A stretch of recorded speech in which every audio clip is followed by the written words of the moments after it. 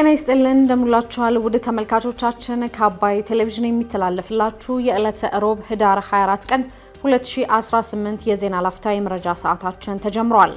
ብሔራዊ ምርጫ ቦርድ ከፓርቲዎች በቀረበ ጥያቄ መሰረት የእጩዎችን የምዝገባ ቀነ ገደብ እንደሚያራዝም ማስታወቁን፣ አንዳንድ አሰሪዎች ሰራተኞች ሲደራጁ ከስራ የማባረርና እርምጃ የመውሰድ እንቅስቃሴ ውስጥ እንደሚገቡ የሰራተኛ ማህበራት ኮንፌዴሬሽን መግለጹን እንዲሁም ትናንት ዕለት ከተደረገ 221 የላብራቶሪ ምርመራዎች ተጨማሪ አንድ ሰው በማርበርግ ቫይረስ መያዙን ጨምሮ ሌሎች መረጃዎችን ይዘናል። ከዜናዎቹ ጋር ራቢያ ከድር አብሬያችሁ ቆይታ አድርጋለሁ።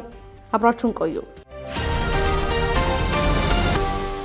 ብሔራዊ ምርጫ ቦርድ ከፓርቲዎች በቀረበ ጥያቄ መሰረት የእጩዎችን የምዝገባ ቀነ ገደብ እንደሚያራዝም አስታወቀ። የኢትዮጵያ ብሔራዊ ምርጫ ቦርድ የፖለቲካ ፓርቲ እጩዎች ምዝገባ ቀነ ገደብ እንደሚያራዝመው አስታውቋል። የቦርዱ ሰብሳቢ ሜላትወርቅ ኃይሉ ቦርዱ በተለያየ የኮሙኒኬሽን አማራጮች በመጠቀም እንደተናገረው የእጩዎች ምዝገባ ገና እንዳልተጀመረ ተናግረዋል። ነገር ግን ቦርዱ በሕጉ መሰረት የእጩዎች ምዝገባ ከመጀመሩ በፊት ፓርቲዎቹ እንዲያቀርቧቸው አስፈላጊ የሆኑ መረጃዎች ብቻ በረቂቅ የጊዜ ሰሌዳ ላይ በተገለጸው መሰረት በመሰብሰብ ላይ መሆኑንም ተናግረዋል። ከፓርቲዎቹ በቀረበ ጥያቄ መሰረትም ቦርዱ የጊዜ ሰሌዳው ጊዜያዊ እንደመሆኑ መጠን ቀነ ገደቡን እንደሚያራዝመውና ፓርቲዎቹ መረጃዎቻቸውን ለቦርዱ የማቅረብ ስራ እንዲቀጥሉ ተናግሯል። አያይዘውም የእጩዎች ምዝገባ ቦርዱ ባበለጸገው ሲስተም አማካኝነት በፓርቲው ውክልና በተሰጠው ወኪል አማካኝነት በራሱ በፓርቲው እንደሚከናወንም አስታውሰዋል።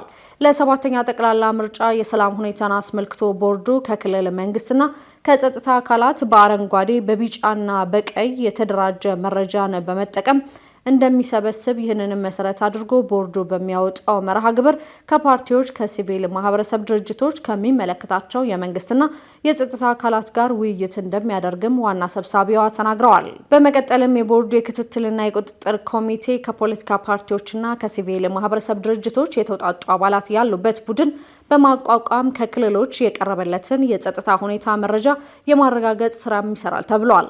ዋና ሰብሳቢው አክለውም ምርጫ ለማድረግ አስቻይ ሁኔታ አለባቸው የሚባሉትን የምርጫ ክልሎች የሚለይ እንደሆነም ይህ የአንድ ጊዜ ስራ ሳይሆን ተከታታይ ስራም እንደሚጠብቅም አስረድተዋል። ይህ በእንዲህ እንዳለ የኦሮሞ ፌዴራላዊ ኮንግረስ ኦፌኮ በመጪው ምርጫ በአዲስ አበባ ውስጥና በአንዳንድ ጥቂት አካባቢዎች እንደሚሳተፍ አስታውቋል። አንዳንድ አሰሪዎች ሰራተኞች ሲደራጁ ከስራ የማባረርና እርምጃ የመውሰድ እንቅስቃሴ ውስጥ እንደሚገቡ የሰራተኛ ማህበራት ኮንፌዴሬሽን ገለጸ። የኢትዮጵያ ሰራተኞች ማህበራት ኮንፌዴሬሽን ኢሰማኮና የስራና ክህሎት ሚኒስቴር በትብብር ያዘጋጁት ዓለም አቀፍ የሰራተኞች ኮንፌዴሬሽን ምክር ቤት ከትናንት ህዳር 23 ቀን 2018 ጀምሮ በአዲስ አበባ ስካይላይት ሆቴል እየተካሄደ ይገኛል። የኢሰማኮ የውጭና ህዝብ ግንኙነት መምሪያ ኃላፊ አቶ አያሌው አህመድ በሰራተኞች ላይ የመብት ጥሰቶች አሉ ያሉ ሲሆን በዚህ ዘመን ይቋረጣል፣ በዚህ ዘመን ያበቃል ተብሎ የሚታሰቡ አይደሉም ሲሉም ገልጸዋል። የመብት ጥሰቶች ሲፈጸሙ በመጀመሪያ በውይይት እንዲፈቱ ነው የምናደርገው። በውይይት የማይፈቱ ከሆነ በቀጥታ የህግ እገዛ እናደርጋለን ሲሉ መናገራቸውን ቲኬቫ ኢትዮጵያ ዘግበዋል። በአመት ውስጥ ከ1000 ያላነሱ የህግ ጥሰቶች የሚፈጠሩበት ሁኔታ እንዳለም አቶ አያሌው ተናግረዋል። የኢሰማኮ ፕሬዝዳንት አቶ ካሳሁን ፎሎ በበኩላቸው ችግሮች ሲፈጠሩ አሰሪዎች፣ ሰራተኞችና መንግስት የሚያወያዩበት የሶስትዮሽ መዋቅር በፌዴራል ደረጃ መቋቋሙንም ገልጸዋል።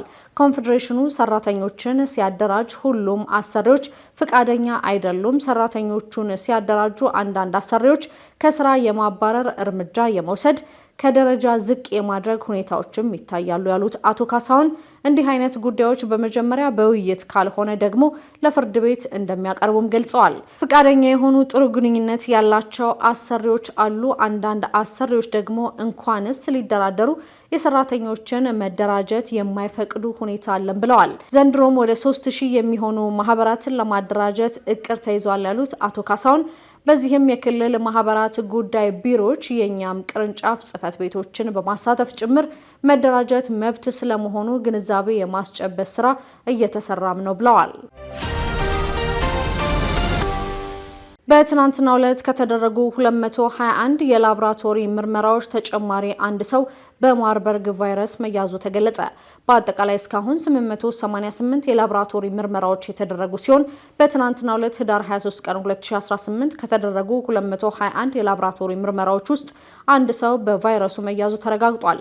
የጤና ሚኒስቴር የመጀመሪያው የማርበርግ ቫይረስ ታካሚ በጂንካ ከተማ ይፋ ከሆነበት ሰዓት ጀምሮ በየዕለቱ በተቋሙ እየተሰሩ ያሉ ስራዎችና የበሽታውን ስርጭት በተመለከተ መረጃዎችን እያወጣ የሚገኝ ሲሆን እስካሁን በአጠቃላይ 13 ሰዎች በቫይረሱ ሲያዙ ከነዚህ ውስጥም 8 ሰዎች ህይወታቸው ማለፉን የጤና ሚኒስቴር መረጃ ያመለክታል። 4 ሰዎች ከቫይረሱ ነፃ በመሆናቸው ከሕክምና ማዕከላት መውጣታቸውን የደቡብ ኢትዮጵያ ክልል ጤና ቢሮ ያስታወቀ ሲሆን በትናንትናው ዕለት ደግሞ በሕክምና ላይ ያሉ ታማሚ ከዚህ በፊት ከተገለጸው ከደቡብ ኢትዮጵያ ክልል በጂንካ ከተማ በለይቶ ማቆያ የነበሩ ሲሆን በተመሳሳይ ቦታም የሕክምና ክትትል እያደረጉም ይገኛሉ።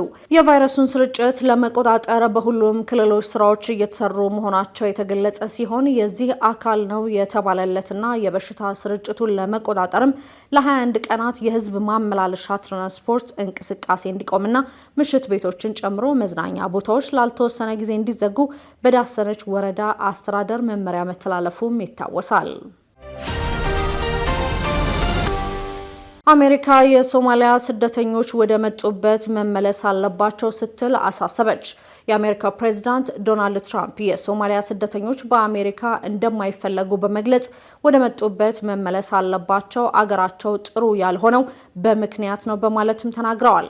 ትናንት ማክሰኞ ዕለት በካቢኔ ስብሰባ ላይ ለጋዜጠኞች ባደረጉት ንግግር የሶማሊያ ስደተኞች በሀገራችን እንዲኖሩ አልፈልግም፣ ወደ ሀገራችን ቆሻሻን መውሰድ ከቀጠልን አሜሪካ በተሳሳተ መንገድ ትሄዳለች በማለት ትራምፕ ስደተኞችን አጣጥለዋል። የኢሚግሬሽን ባለስልጣን በተለይም በሚኒሶታ ግዛት የሚኖሩ የሶማሊያ ማህበረሰብ ላይ ዘመቻ እያደረጉ ስለመሆናቸው እየተነገረ ባለበት ወቅት ትራምፕ ይህንን አስተያየት መስጠታቸውም ተገልጿል። አገር ለመባል በማትበቃና ዜጎች እርስ በርሳቸው እየተገዳደሉ የሚኖሩባት ሶማሊያ ስደተኞች ወደ መጡበት መመለስ አለባቸው በማለት ትራምፕም ተናግረዋል። የሀገሪቱ የስደተኞችና የጉምሩክ ተቋም የሆነው ኢሚግሬሽን ኤንድ ከስተምስ ኢንፎርስመንት በትራምፕ አስተዳደር በመንትያ ከተሞች ውስጥ ህጋዊ ያልሆኑ የሶማሊያ ስደተኞችን ኢላማ እንዲያደርግ መመሪያ ተሰጥቷልም ተብሏል። ከሶማሊያ የመጡ ስደተኞች ቁጥራቸው ወደ 80 ሺህ የሚጠጉ ሲሆኑ አብዛኞቹ የአሜሪካ ዜግነት አላቸውም ተብለዋል። የትራምፕ አስተዳደር ባለፈው ሳምንት በዋሽንግተን ዲሲ 2 የብሔራዊ ዘብ አባላት ላይ በአፍጋኒስታውያን ጥቃት ከተፈጸመባቸው በኋላ በስደተኞች ላይ የሚያደርጉትን ዘመቻ አጠናክረው መቀጠሉ ተነግሯል። ባሳለፍነው ሳምንት ትራምፕ በማህበራዊ ሚዲያቸው ላይ በሚኔሶታ ለሚኖሩ የሶማሊያ ነዋሪዎች የሚደረገው ጊዜያዊ ጥበቃን ለማቆም ማቀዳቸውንም መግለጻቸው አይዘነጋም። ሩሲያና አሜሪካ በዩክሬን ጉዳይ ከተነጋገሩ በኋላም ቢሆን የሰላም ስምምነቱ ላይ ለውጥ ማምጣት እንዳልተቻለ ተጠቆመ። የሩሲያው ፕሬዝዳንት ቭላዲሚር ፑቲን እና የአሜሪካው ፕሬዝዳንት ዶናልድ ትራምፕ ከፍተኛ ተደራዳሪ ለ5 ሰዓታት ያህል የቆየ ውይይት ካደረጉ በኋላ በዩክሬን የሰላም ስምምነት ላይ ምንም አይነት ለውጥ ማምጣት አለመቻላቸው ተገልጿል።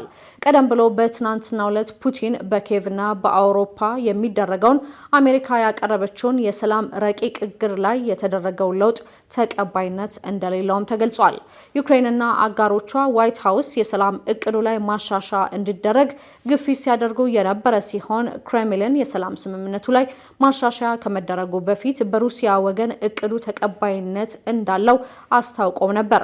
ለመገናኛ ብዙሃን ሾልኮ የወጣው የሰላም እቅድ ለሩሲያ ያደላ እንደሆነ በሰፊው ከተነገረ በኋላ በቅርብ ሳምንታት ውስጥ ብዙ ለውጦችም ተደርገውበታል። ከሞስኮ ስብሰባ በኋላ ስለ ምክረ ሀሳቡ የተጠየቁት የፑቲን ከፍተኛ ረዳት ዩሪ ኡሻኮቭ ክሬምሊን በአንዳንድ ነጥቦች ተስማምቷል፣ ነገር ግን አንዳንድ ነገሮች ላይ ያለ ልዩነትን አቅርበናልም ብለዋል።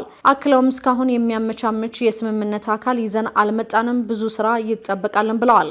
ለኪየቭ ደህንነት ዋስትና መስጠትና ውጊያ በሚካሄድባቸው በርካታ የዩክሬን ምስራቃዊ ክፍሎች የሚደረግ ቁጥጥርን ጨምሮ ሩሲያና ዩክሬን አሁን በጥልቀት የሚቃረኑባቸው አንዳንድ ጉዳዮች አልተፈቱምም ተብሏል። ሞስኮና ዩክሬን አጋሮች በሰላም እቅዱ ላይ የተለያየ አቋም ነው ያላቸው።